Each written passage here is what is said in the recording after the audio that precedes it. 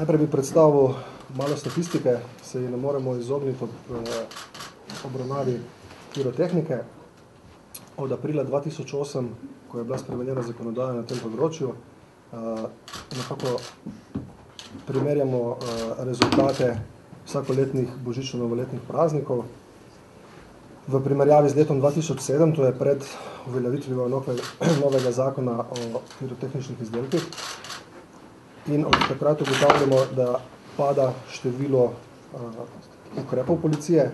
V primerjavi z letom 2007 razveseljiv je tudi podatek o upadanju telesnih poškodb, a žal razen zadnje 2 leti, ko imamo porast, je pa pri vsem skupaj nekako razveseljivo to, da pa nimamo hudih telesnih poškodb prijavljenih pri policiji.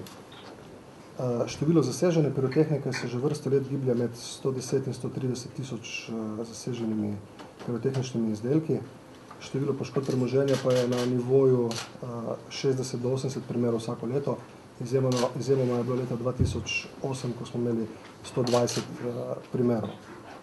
Policija se težav s pirotehniko loteva z preventivno aktivnostjo, ki poteka že vrsto let. To je projekt Bodi zvezda, ne meči petard, v sodelovanju seveda z Ministrstvom za šolstvo in šport ter Inštitutom za varovanje zdravja. Na osnovnih šolah v ciljno skupino 6 razredov usmerjamo policiste, ki na otrokom primeren način predstavijo težave pirotehnike, se pravi nevarnosti z uporabo, in s tem poskušamo otroke prepričati, da bi zmanjšali uporabo pirotehnike. Inštitut za varovanje zdravja pomaga pri razdeljevanju plakatov po zdravstvenih ustanovah. Poleg tega sodelujemo z vami, z mediji, za kar bi se vam radi zahvalili, da z vašo pomočjo opozarjamo na upoštevanje zakonskih določil, posebej pa na nevarnost uporabe pirotehničnih izdelkov. Zelo so aktivne tudi policijske uprave po celi državi, ki se lotevajo preventivne akcije Bodi zvezda, ne meči petard. In tu gre zahvala tako medijem kot Ministrstvu za šolstvo in šport, Ministrstvu za zdravje, staršem in učiteljem, ki se nam pridružujejo v naporih, da bi zmanjšali uporabo pirotehnike in s tem tudi posledice. Poleg preventivnih aktivnosti pa seveda policija tudi izvaja nadzor nad izvajanjem zakona o uporabi pirotehničnih izdelkov. Tu bi rad opozoril, da je pirotehnika razdeljena v več kategorij. Posebej se dotikamo pirotehničnih izdelkov prve kategorije, kateri glavni učinek je pok.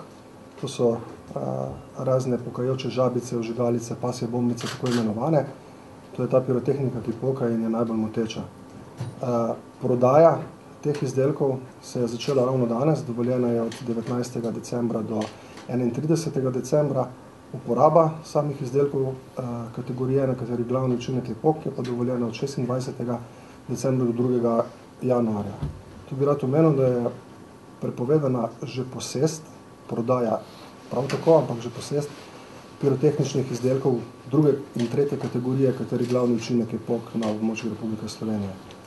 In vse to skupaj predstavlja kršitev zakona o eksplozivih in pirotehničnih izdelkih, za kar je za uporabnike predpisana globa od 400 do 1200 evrov. Sama uporaba oziroma prodaja pirotehnike je omejena tudi časovno, omejena tudi na starost uporabnika.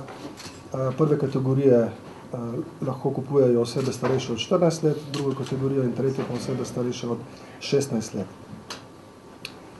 Pred nakupom se je potrebno zavedati, da so ljudje občutljivi na uporabo same pirotehnike, kršitve so povezane s hrupom, ljudje so občutljivi na to, zlasti v večernem času, moteče je to za starejše ljudi, moteče je to za domače živali, na kar prepogosto pozabljamo.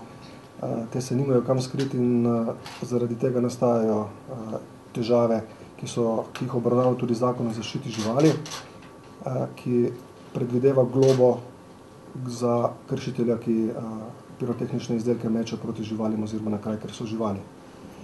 Izdelke prve kategorije, katerih glavni učinek je pok, je prepovedano uporabljati tudi v stanovanjskih naseljih, se pravi strnjenih naseljih, zgradbah, v vseh zaprtih prostorih, v bližinah bolnišnic, v prevoznih sredstvih in na vseh površinah, kjer potekajo javni shodi in javne prireditve, da s tem ne bi po nepotrebnem ogrožali ljudi. Za konec še, kar se s policijske strani tiče, če je že nujno uporabljati pirotehniko oziroma če brez tega ne gre, je potrebno uporabljati tako, kot je previdel proizvajalec. Ne kupujmo je na črnem trgu, ker tista pirotehnika ni pregledana in ni zagotovljena kvaliteta in obnašanje te pirotehnike tako, kot bi se morala oziroma tako, kot mi pričakujemo. Ni zagotovila, da je varna, ne uporabljajmo jo izven določenega časa in le na krajih, kjer je to dovoljeno in da z uporabo ne bomo nikogar ogrožali.